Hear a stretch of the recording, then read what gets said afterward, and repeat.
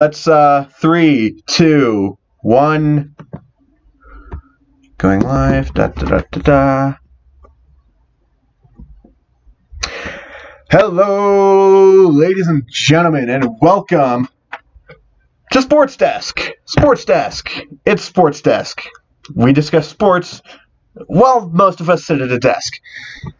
And tonight, it's finally that time once again, for another season of the Big 12 Team Builder Dynasty. After quite the interesting year last year, I think Denver Tech got only its second loss was it second or third loss this year? And then they just spiraled out of control.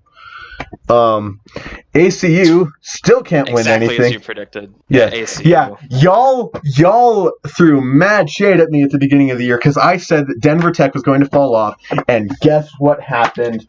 Denver Tech fell off, and y'all doubted me. I wouldn't really call it falling off. They kind of just didn't they go 8-4? Lost to Nebraska State. Yeah, they went 9-3. Yeah, still when you go 12-0. When you go 14-0, 13-1, 9-3. Did they win? Starting to slip. Yeah, then you're starting to slip. So I'd consider that falling off. So yeah, it's really what an interesting year. Brian Street calls his Heisman, and then he calls his shot, and then goes out and wins it. The Mad Lad. And Broken Arrow won the Big 12. They also beat South Carolina in the Sugar Bowl. Yeah, Broken Arrow wins the Sugar Bowl. It's not their first bowl win. It's probably their most successful season in school history. Because I know for a fact it's their biggest bowl win. Here, let me pull up the spreadsheet that someone has so I can have that as a reference. And Amarillo had the miracle run until it came to a grinding halt. That was one of my favorite stories of all year, and then it just stopped.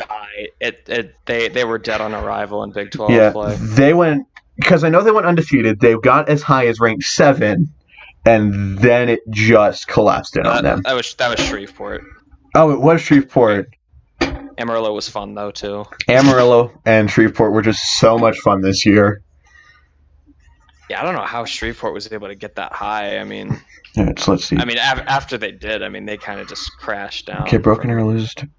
Yeah, actually, after looking, that was Broken Arrow's first bowl win that we've seen, because they lost to Baylor in the Beef O'Brady's Bowl last year. So how is that for a first bowl win that you actually see as the Sugar Bowl against number 4 South Carolina? Yeah. Definitely a good way to do it. And then they get, of course, we'll get deeper into this later, but they get absolutely disrespected in the preseason top 25. They're behind Denver Tech in the standings. Denver Tech being 10, and of course Little Rock being 11. That is Broken Arrows. My bad. Yeah. So it's kind of. Well, I think it is. I think it is fair because Denver Tech has the stronger looking this year. Yeah, Denver Tech. Broken Arrow lost Brian Street. Yeah. So there's there's a question there on whether. Yeah, but still, Denver Tech, they just fell off. How can you?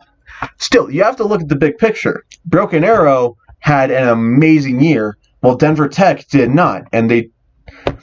How is their recruiting this year? Because that'll Broken Arrow. It was a top 25 one. I know that one for sure.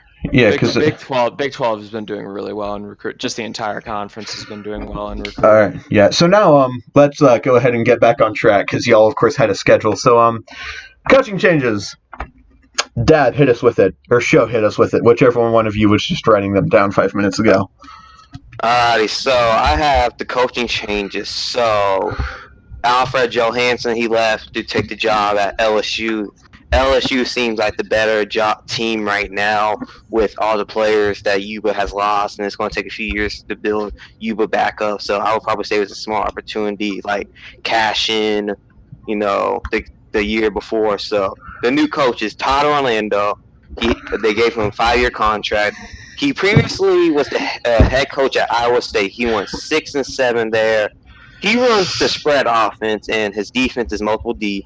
His alma mater is Texas. So okay, so who is he coaching now? He's coached Broken Arrow. Ooh. So it's going to be different. So it's going to be very interesting for Broken Arrow. Ooh, so might have a bit of some turnover there with the new coach. So now they have a new head coach, a new starting quarterback. I'm coming around to what the committee saw in Broken Arrow. I think it was a pretty good decision. I don't know. The Big 12 needs more defense, and he brought in a great defensive, minded coach. Yeah, Todd Orlando. Defensive coach, but 6-7 doesn't exactly scream we're going to repeat as Sugar Bowl champions. And Big 12 champions. Yeah. I think they just went with what the best opportunity was and the best on the market. Because Alfred Johansson, he's a pretty good coach. He, got the recruits he did, and he won himself a championship last year. Then decided to go cash in and go to LSU. But we have another huge coaching change. Amarillo, Joe Barry was fired after a 4-8 season. He currently has, the time, back-to-back 4-8 seasons. Yes, back-to-back, because the first season, I think, he was 9-4. Yeah, so 9-4 with a Holiday Bowl win. Yeah, back in season 1, which, doesn't exist, because 24th ranked Amarillo was just a foreign concept to me. Yeah, remember those days? Because Joe Barry, over the past 3 seasons, the only coach with the worst record than him was Stan Leach, and Stan Leach still has his job. Which, don't get me started on that one, but Joe Barry, he became the defensive coordinator for Florida State, so look out for Florida State's defense this year. Now, another huge... now, Amarillo's new coach is Brock Musselman, former McAllen's head coach. Mr. Can't call timeouts in the clutch or late-minute situations. Mr. Timeouts in the 2-minute inside the 2-minute warning and how to use them. He reminds me of Andy Reid a whole lot when it comes to late game situations and timeouts. But I think this was a good, I think it was a good hire. He's bringing prestige in what he brought from McAllen. I know what he had in McAllen was mediocre seasons, but he's going to bring in the recruits because based on his name and stuff. So Amarillo's looking. I think the future's on the bright side. It seems like a good brew. Him and Amarillo coming together. Yeah. It seems like the underachieving coach with the underachieving team. I think they're giving him all the power too to control it all. Yeah. So they're putting faith in him. Yeah. Yeah. And but the person who's going to replace him at McAllen is Leroy Jackson. They gave him a 5-year contract. He was the head coach for Colorado last season. He went 8-4, and he runs the Oregon spread and is running a 3-4 defense. So the spread, if he just uses Harkless Blair's 90 speed, that team could look dangerous on the ground. I know that running back situation isn't the best, but I think if you just utilize Harkless Blair in the right way, he could be a Heisman winner. Yeah. And then we also have one more major coaching change. Nebraska State has hired Mark Stoops to be the defensive coordinator. That's is he Kentucky or Oklahoma? I think he was the Oklahoma one. Okay. No, I could have sworn that was Bob Stoops. No, Bob Stoops was the Oklahoma. I forgot which brother followed him. Yes, I think Mark Stoops was the Kentucky one. Yeah, Mark Stoops being from Kentucky. I think this is an interesting move. Kentucky never really known for their defense, so I'm not sure what they're thinking of.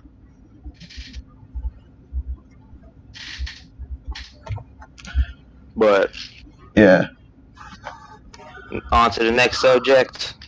which is Transfers. Yeah, transfers, and of course that being like the two big ones of Rhett Rhett Bollinger Bollinger. and Cameron Willis. Rhett Bollinger, Cameron Willis, and they ended up. Rhett Bollinger ended up going to Amarillo, and he's going to be their starting quarterback. And Cameron Willis transferred to Odessa State Ooh, to mentor Pat Dowdell and start there. So Bollinger goes to The Armadillos. Yeah, Amarillo, who Rhett Bollinger, of course, being the man who was starter at Little Rock and was usurped at Little Rock, and now Lord Rivers. And now jumping to a team that hasn't had more than 4 wins since in 3 years. And since we've been on camera, they have 9, 13. They have 17 wins and 20 losses. So not exactly a powerhouse that he's going for.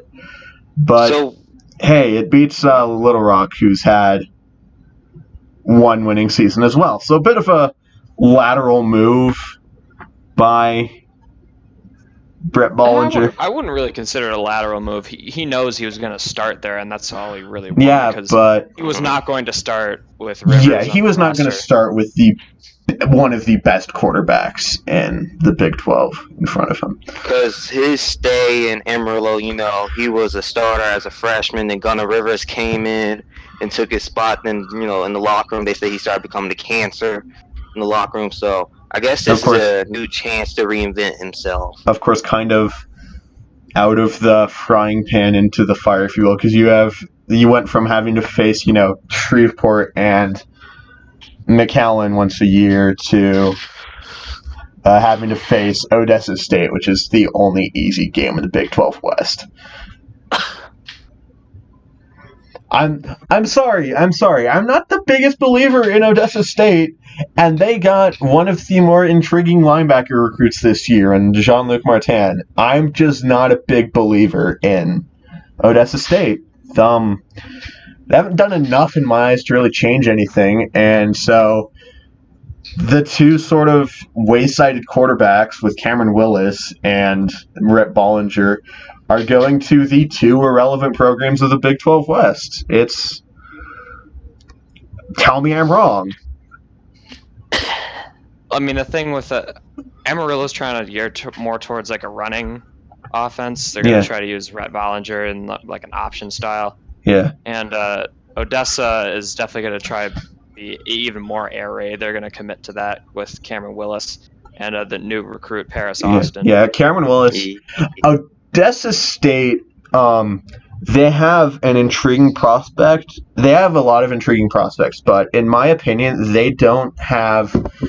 It's sort of how, like, everyone sees the Cleveland Browns. That is a lot of egos in that locker room, because, of course, Paris Austin is Paris Austin.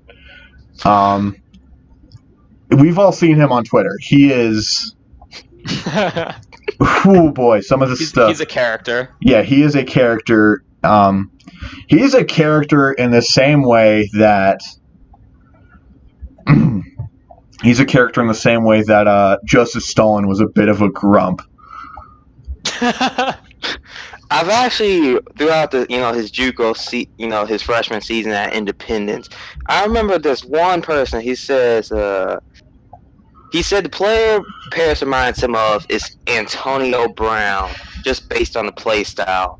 I'm actually starting to think they're more like each other in real life. Yeah, and personality-wise. Not just on the play style, but also on the character side. They are both sort of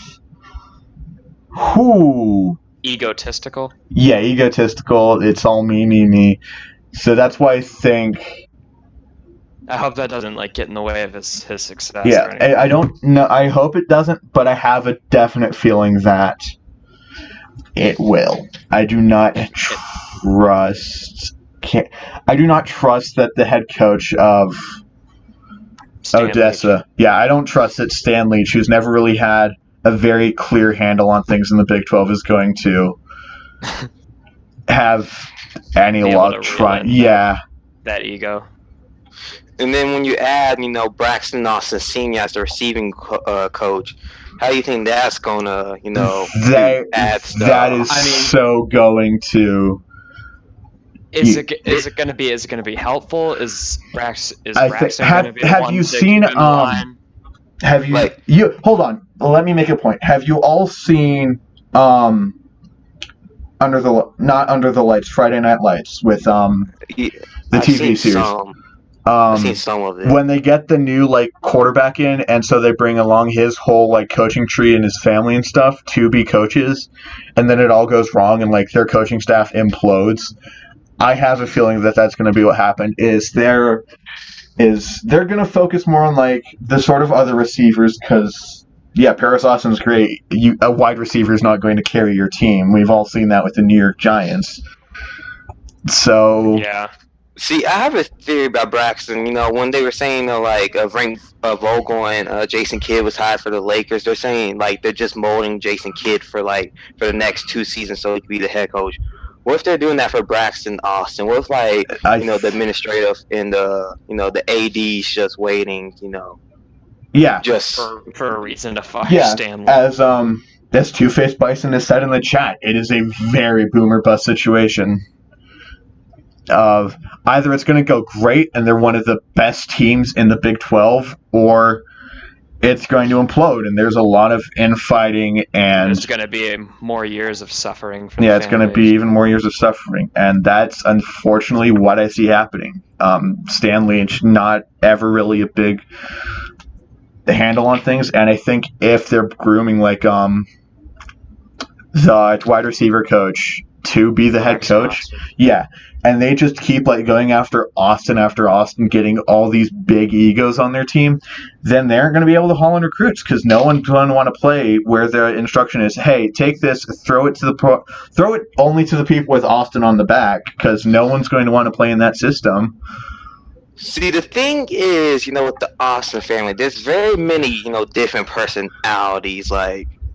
Paris, everyone knows his personality. Then you got the younger brothers who's just they're just quiet, just stick to the side. Because that's why I think the two best Austins, I can't think of their names, but they play baseball down in the Texas Rangers system. Dallas did. He's with the Longhorns, so he's away from all that Austin drama. Dallas Austin is probably the best Austin, and you know why? Say I in this chat if you've ever heard of Dallas Austin beforehand. Very, very few of you, right? That's why he's the best, because you don't hear about him. He can go simply on his game plan and not on what you hear on social media of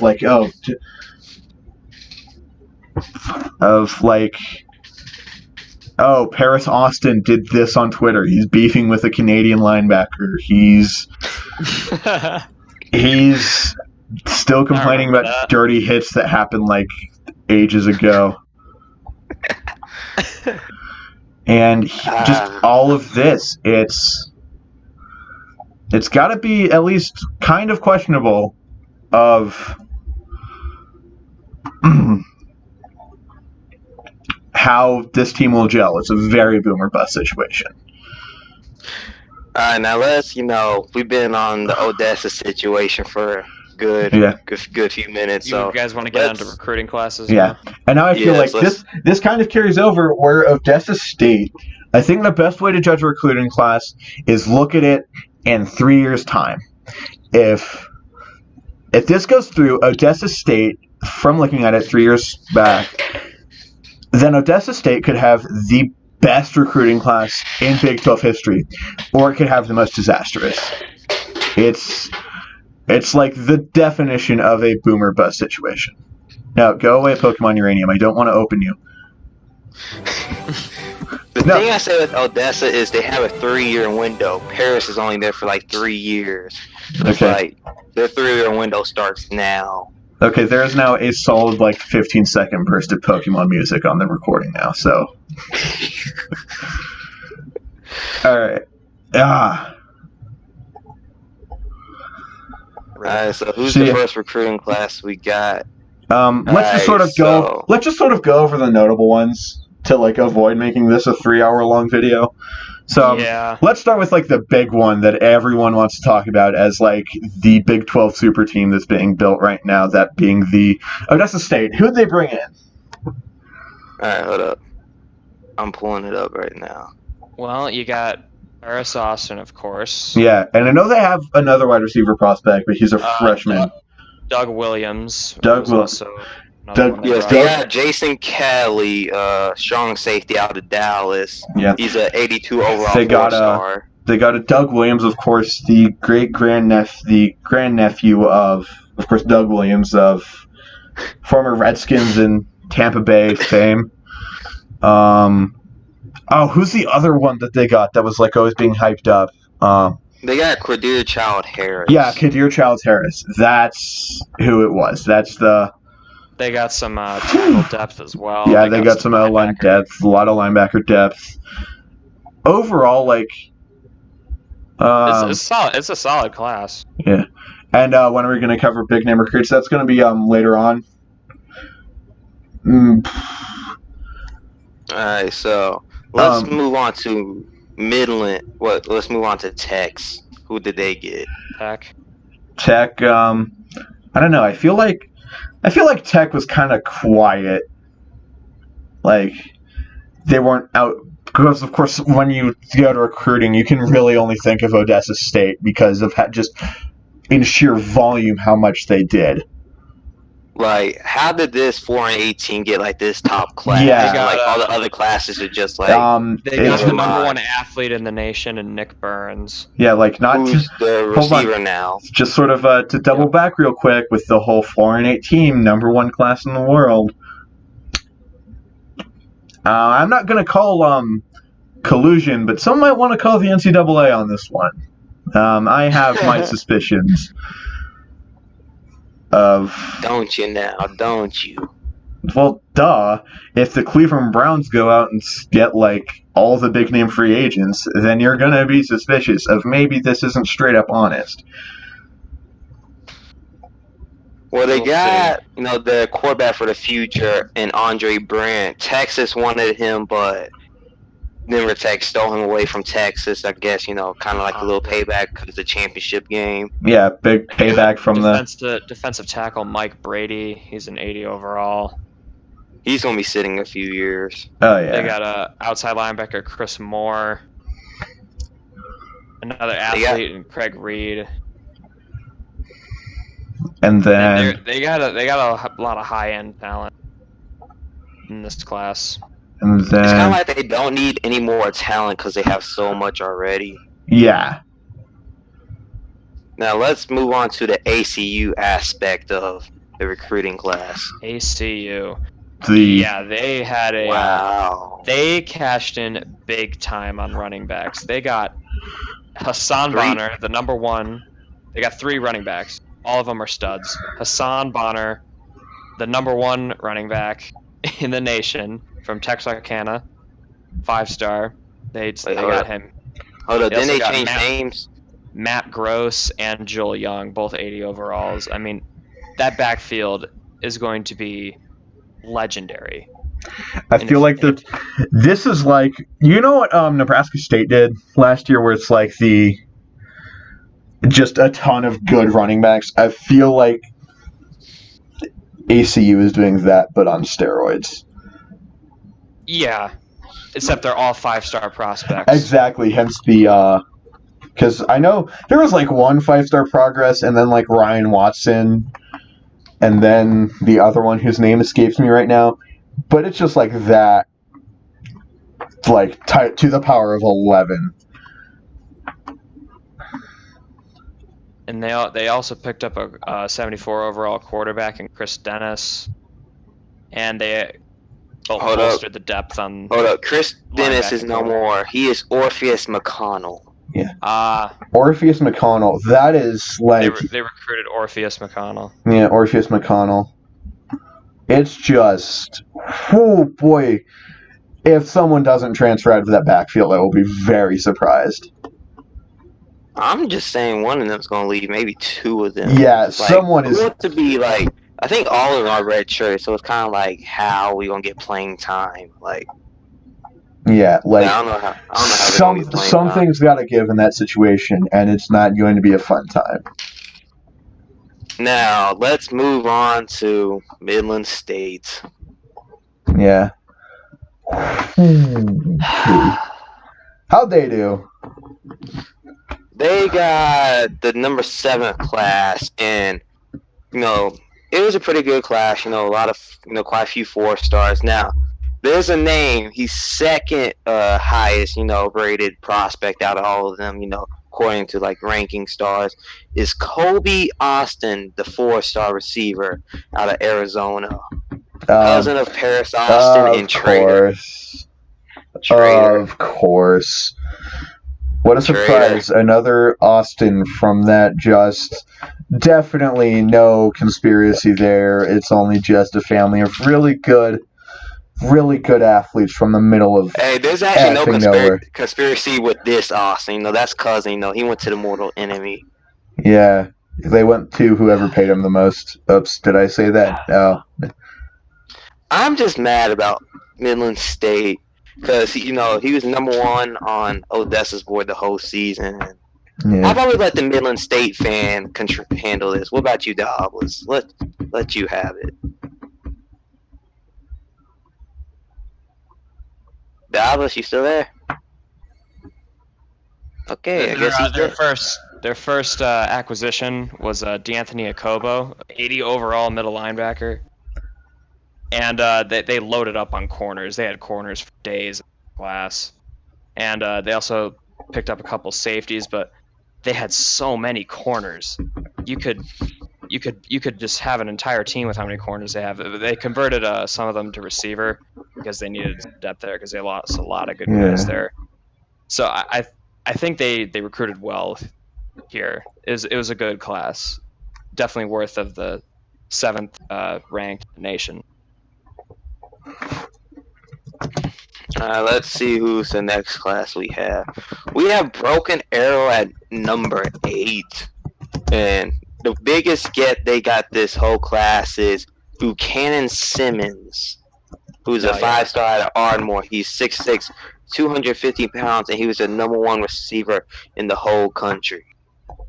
I've seen this man play at Allen. Let me just tell you, this is a man, not a boy. Yeah. The man can make catching traffic catches for days. Just throw him up the ball and he got it. He's like a Calvin Johnson, just needs to be a little bit faster. Then they also got Imbrandt, who is also, his brother is the quarterback for Denver Tech. So 2 brothers going against on different teams. So it's just Michael Brandt. That's what his name is, Michael Brandt. Yeah. But yeah, Broken Arrow's class, that I look at it, it's not incredibly flashy. Buchanan Simmons was definitely the biggest get there. Other than that, they didn't really have any other huge names. But I think it's solid. I don't think it's like a game-breaking recruiting class for them, though. Yeah. So we have Ardmore coming in at number 10, Dobbs' favorite team. Would you like to take this one, Dobbs? Well, they picked up a punter in recruiting and trade day. That's their highest overall. Always very important. Punters. # Yes, punters. Punters are people punters too. Are people too. Jeff Cooper was their big defensive end get, 2nd overall defensive end in the country from Azle, Texas. He's 80 overall. Definitely going to be a good anchor on that defensive line. Coming off the edge with pressure. They got Carl Boyd, 77 overall corner. Gerald Anderson, another D tackle. Brandon McKinney, an outside linebacker. It's a good class for the Thunderwolves. I'm not even gonna I know I was giving them a lot of hate last year, but I'm gonna give credit where credit's due. This is a good class for them. Wow, I'm actually surprised you said that. Yeah. Then my problem with them was them getting overrated in the polls. Yeah. That was my problem. Hold up. We have as a surprise team. I didn't realize that they had a good class.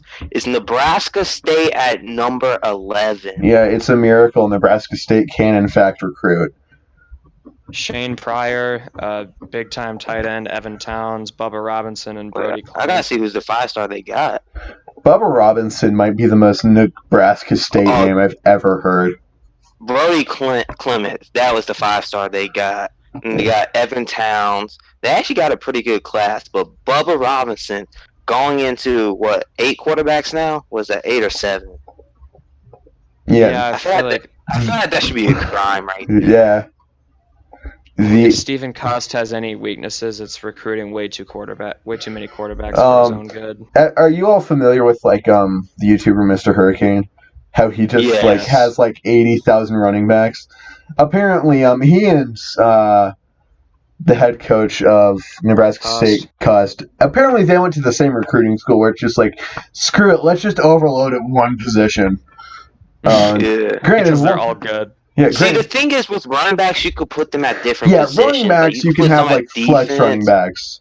Quarterbacks, not so much. It's a lot better to have one guy. Yeah, you need just one really good one. And you're good. Not so much any other way. Then we have McAllen. They actually had a pretty good class. They got the Canadian sensation. Yeah. Captain Jean-Luc number 13. Yes. The Canadian. McAllen picked up the number 2 corner in the class, Colton Daniels. And they also picked up tackle Derek Williams. Wait, how many Brandt brothers are there? I feel like they're just the other group of. There's 3. Are they triplets? Do we have the first triplets? Because that's 3 recruits. Are you sure it's just not a same last name but different people? No relation? Well, I know 2. They look like brothers. Yeah, 2 look like brothers. Jean-Luc Martin, linebacker. Jean-Luc Martin. Say it correctly, you cowards. You just gonna love saying Jean-Luc Martin. Cause it sounds amazing. Cause Jean-Luc Martin. I hate France and French Canada, but the language is just amazing. It sounds so very snobbish. Jean-Luc Martin. I mean, of course, Jean-Luc Martin. It was kind of a weird race because it was between the University of Ottawa and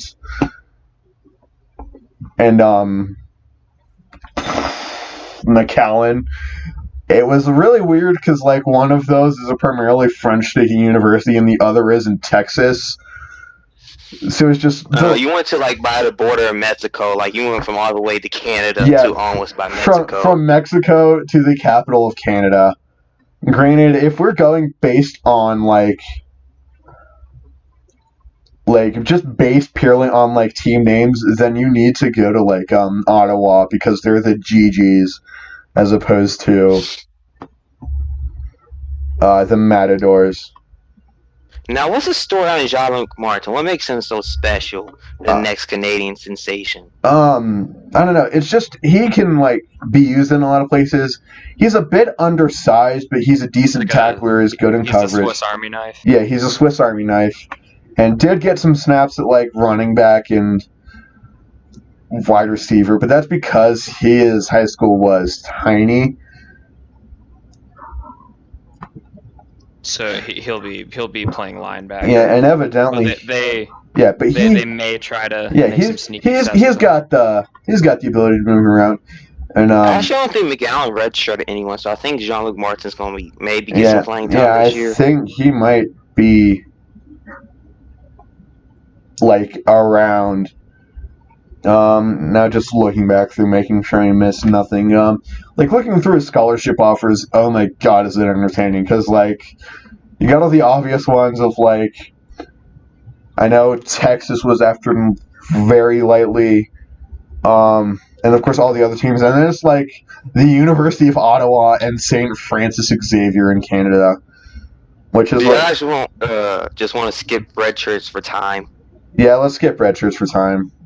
I don't want to all Americans. Actually, any very big red shirts, because if we go through it quickly, we can probably be okay. Now we got Shreveport coming at number 26 in the country. They actually picked up a 5-star. I think it was Josh Cook. Yeah. Yeah. Then we got, Amarillo. They also picked up a 5-star. They got numbers 37th in the class. Brandon Lee, the running back. Not bad class, despite them. Joe Barry actually brought in a pretty good class before, he was kicked out. Yeah. Until his throne was usurped. Yeah. Then we have where did Little Rock come in? Yeah. I'm trying to find that. Then All you right, have Little Rock came in at 42, ooh. and then Camu came in at 43. So not bad classes for.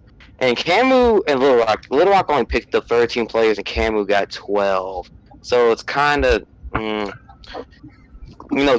I don't think they have a lot of positions that they're going to be starting. So I want to say it would be a down year, but for Little Rock or school like them, they're going to need some talent. But y'all guys ready to get to the schedules? Yep. We want to cover the preseason All-Americans real quick. Yes. Real quick, At let's least the just go first through it. team. The Yeah. first team, Yes, let's. quarterback No is one cares about the Harkless second. Blair. Harkless Blair is the first team quarterback. Seidel, Riggins, and Isaiah Green are the running backs. Oh, I'm surprised about Harkless Blair getting that for quarterback. Yeah, kind of the wild card for. Elliot Hushka and Andre Irvin are the wide receivers. David McBride from Little Rock is the tight end. Offensive line, Zappa Niral from ACU is the left tackle. Yep. Duval from Amarillo is the center. Lolatai from Midland State is right guard, and Backstrom Yeah. and Tritchinger round out that line. But I feel like to just throw a little light before we move on. And on the Zappa Niral might be one of the best quiet tackles in the Big 12. And on the defensive end, we got Joey Shonka. That one's a little bit surprising, just a little. And A.O. Garrison. You got Rollins and McKinney on the tackle spots, and for linebacker, you got Apollo Warren from Ardmore. The left outside, Truman Hamrick from Camu at the middle, and Armand Hammer from ACU at right. For a corner, you got Jabari London and Jabari London from Little Rock and Montarius Brothers from Broken Arrow for corners. Warren Jones from Camu and Colt Schaefer from Amarillo at safety. Satterwhite at kicker for Broken Arrow, and Vandermeer from Little Rock at punter. Yeah. And returner is Azuma Okafor from Nebraska State. I think he can actually win it this year. I think he can actually win the return man in the year, since that's Shook's been owning that award for the past couple seasons. Yep. All right, now let's get to the preseason polls. Then we'll get to the schedules. Let me pull up the thing. So I think let's just not worry about like the unranked ones because they'll probably end up ranked at one point. So let's just focus on the top 25. Alright, so ACU is coming at number 3, Ardmore at number 5, Kansas A&M at number 8, Denver Tech at 10, Broken Arrow at 11, McAllen at number 14, and then Midland State at 25. So they're the last spot of the top 25, and they got Army coming up next week. Big 12 got 7 teams in there at the start of the season, though. Yeah. So that's not bad. It's impressive. Then there's not really many teams on the outside looking in. Yeah. Like, where's Nebraska State ranked? Because they've got to be somewhere. Nebraska State is number 40. Okay, so they're not too far out. It's not ridiculous to like. Little Rock's 41. Yeah, so it's not ridiculous to think that like Little Rock and Nebraska State will end up in like the high 20s come the end of the year. Yeah, I think that's possible. Then where Odessa State is 51. That's where the Dust Devils are. They might end up at 25, but that's probably my ceiling for them. Shreveport Yeah, is at 54. I'm not mad if Odessa makes, the top 25. And Amarillo is 72. They're Yeah. the lowest.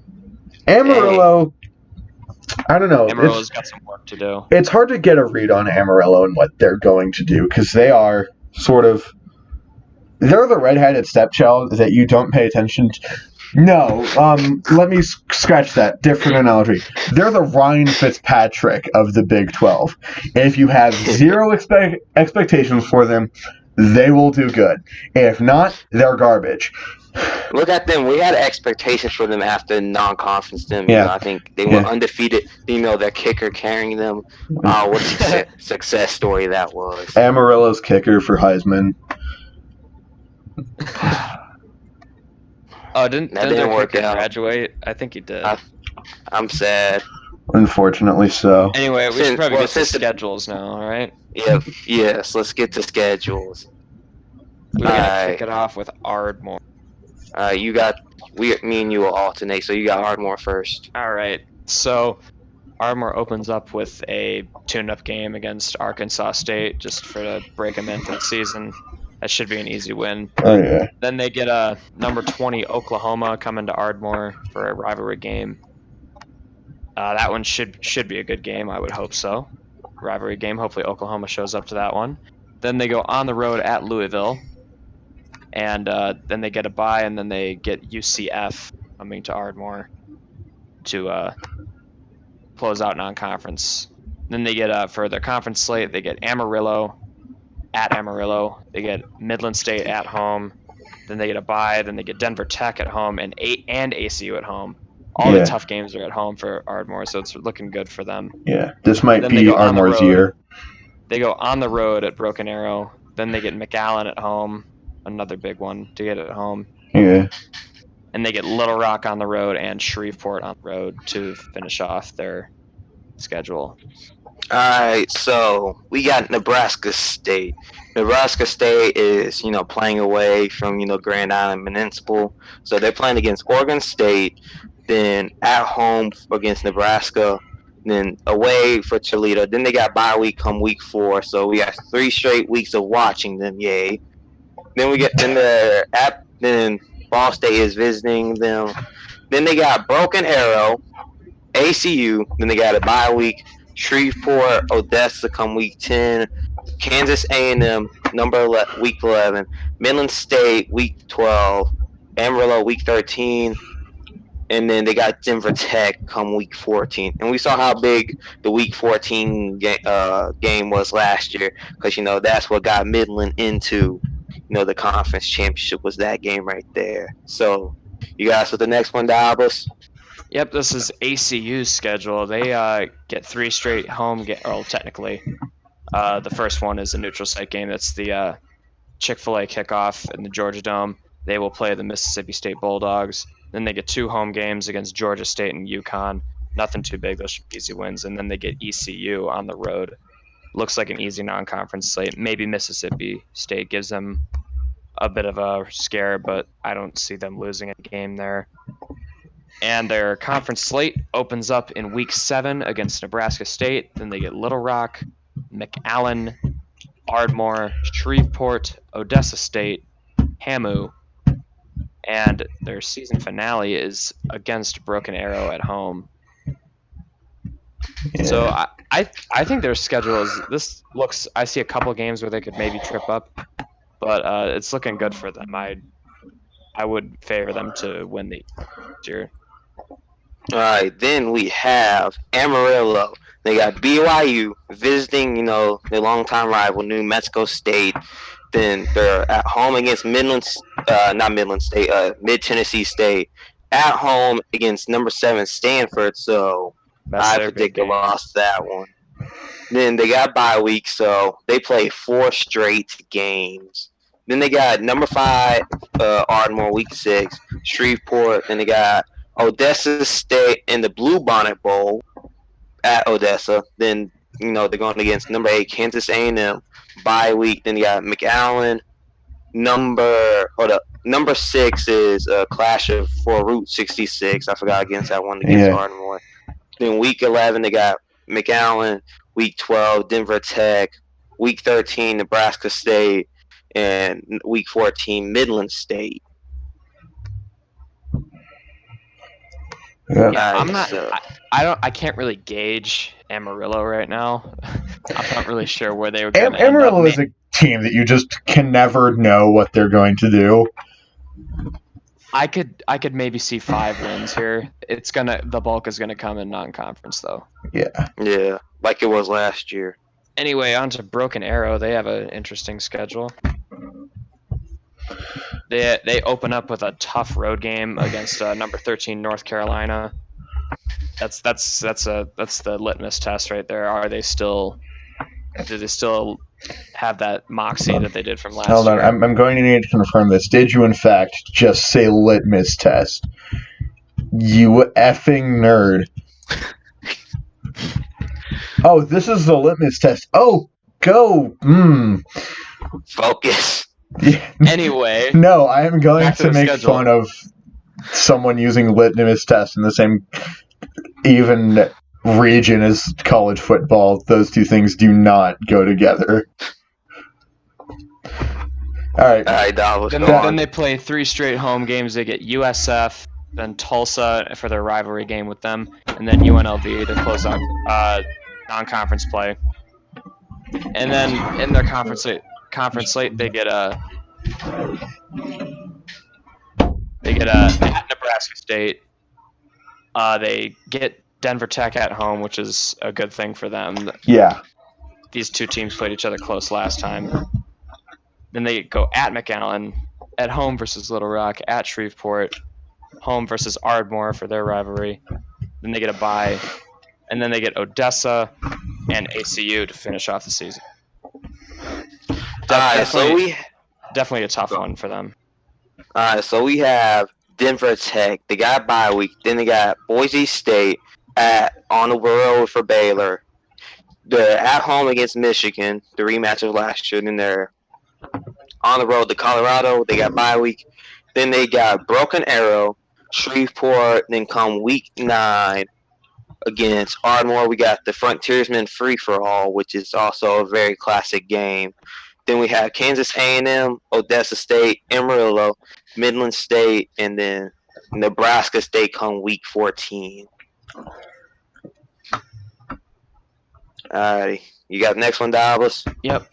Camu's schedule. They open up with a tough road game at UCLA. That's going to be the non-conference test to see how they compare with the rest of the college football world. Then they have 3 straight home games. They get Arkansas at home, they get CMU at home, and they get UMass at home. So it's really just that UCLA game that's the big one that they need to win, because I think they go 4-0 if they win that game. Then they get a bye week, and then they go into conference play. They get Little Rock at home. They go at McAllen. The Midland State game, that is a big one for them. That will most likely make or break their season. But it is at home, so that's a big advantage for them. Then they go at Amarillo. They get Denver Tech at home. They go at Nebraska State. Then they get a bye week. Then they go get a ACU at home. That's a big one. And then they go at Odessa State to finish off the season.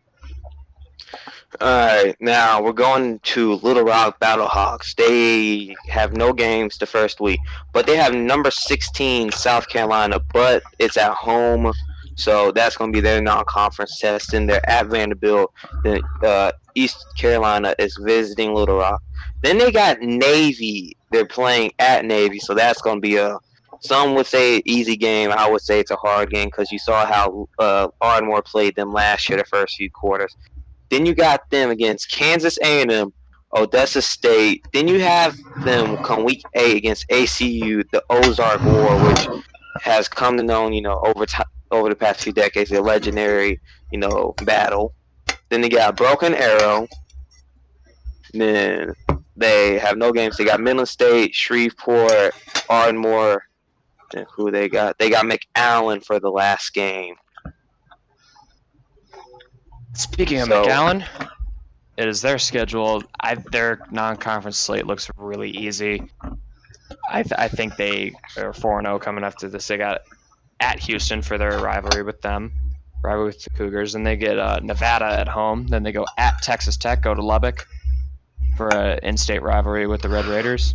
Then they get Louisiana Monroe at home. Then they get a bye week, and then it's conference play. They get Camu and Broken Arrow at home. Then they get a 4-game road stand. They go at ACU, Midland, Amarillo, and Ardmore. That's a slog right there. And then they go at home for Shreveport and Little Rock to finish off their slate. Alright, so we got Midlands. Wait, did we already do this one? No, you got McAllen, my bad. Midland State, they're going against Army, West Point. I would probably say it's going to be close for the first 2 quarters, like Alabama versus Citadel, then Midland State's just going to blow them out. They don't have a game come the second week. They got Hawaii come week 3. They're headed to Dallas to play against SMU. They're staying Midland against Notre Dame. They have no games come week 6. They got Ardmore week 6. Then they got Kansas A&M come week 8. Odessa State Battle of the Basin come week 9. We saw how that game turned out last year. Then we have a huge game between McAllen and Midland State come week 10. Battle for the Golden Montreal. Then we have Little Rock, Nebraska State, Denver Tech, and then we have a new rivalry that's been brewing against Amarillo, the West Texas Shootout.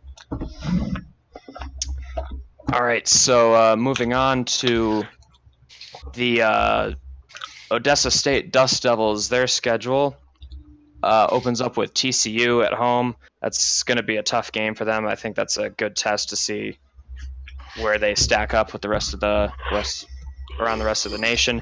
Then they get a bye week in week 2. Then they go at SMU.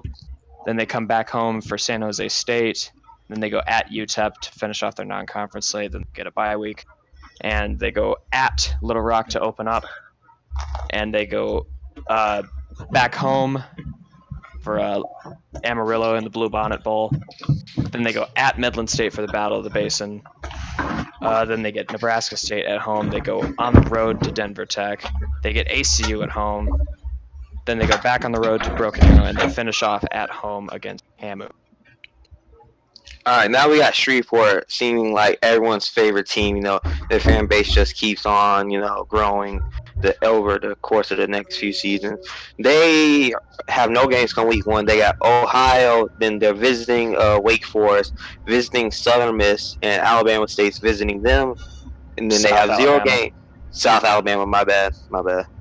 No games come week 6. They got Amarillo week 7, Denver Tech, Nebraska State. Then they got Broken Arrow, ACU. Then we have the Berserker Bowl against Little Rock come week 12. Then they have McAllen, and they have Ardmore come the last week of the season. So, who do y'all guys think has the weakest non-conference schedule? Weakest non-conference? I think it's got to be ACU, considering where they are. ACU's got a really weak one. I would probably say either between Midland State and Shreveport. I think Shreveport has the easiest non-conference. What about you, Ty? Okay, he's muted. Alright, so who do you think has, the hardest conference schedule? The hardest one? Oh, God. I would... Yeah, it's tough, because... I mean, a lot of these teams play the same people, but it's really all depends on who gets who on the road. For mine, I would probably have to say Odessa State has the hardest, because once you get past Little Rock and Amarillo, you have Midland State, Nebraska State, Denver Tech, ACU, Broken Arrow. Then you have Kansas A&M to finish off the season. That's Nebraska State's gonna finish in the top 25 by then. Battle of the Basin is on the road, and so is the Denver Tech game and the Broken Arrow game. Great! Now we gotta play at Midland's house. But we're hosting ACU and Nebraska State, and we're hosting Kansas A&M. So I do not know on that front. Now let's get to everybody's favorite: the hot takes, the predictions. Who's gonna be right? Who's gonna be wrong? So, Douglas, what is your hot take? My hot take is I think Denver Tech makes a resurgence this year. I think that they are the most talented team in the Big 12 West this year. Not to take anything away from Midland or Camu, but I think Camu and Midland both lost key pieces. Midland lost a big chunk of that receiving core that was so good last year, and Camu lost a big part of their running game, so they're going to have to rely even more on Jake Fritz and some of the younger guys. Yeah. Denver Tech, Okay, Denver go on, Tech my is bad. looking like the best team in my eyes. If anyone wants to disagree with that, feel free to let me know. And I don't think Nebraska State can compete with Denver Tech. I mean, even though they beat Denver Tech last year. I think Denver Tech is looking like the best team. I think that they're going to represent the West in the championship game this year. Alright, so I have two hot takes for Odessa, then I'll get No, to of the course you others. do. So I see Odessa finishing 6-2 or 8-0 by come week 10. There's a And then shock. Odessa 8-0. State. I said 6-2 or 8-0, and I see Odessa State crashing after the Midland State game. And my hot take, I would probably have to say,